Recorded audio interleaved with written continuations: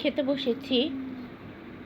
আজকে রেসিপির মধ্যে দেখেন আমি রান্না করেছি বরবটি দিয়ে আলু দিয়ে ছোট চিংড়ি ভাজি।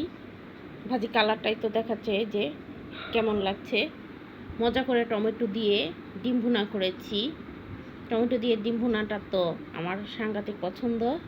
এপাশে আবার ডাল দিয়ে দেখেন এই যে গ্রামের বাড়ি থেকে ভেন্ডি এনেছিলাম, কচি কচি ভেন্ডি, সেটা দিয়ে চচ্চড়ি। এটা দিয়ে বিসমিল্লাহ বলে খেতে বসেছি আমি আমার ছেলে। আজকে এই রেসিপিগুলি কেমন লেগেছে?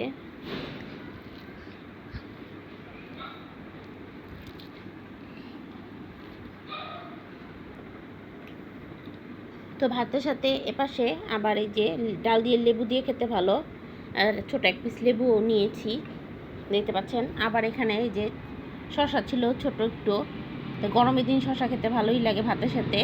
তো আমি এবার শসাটাও ভাতের সাথে খেয়ে ফেলছি। এই হয়েছে আজকে আমাদের খাবার। কেমন লেগেছে অবশ্যই জানাবেন।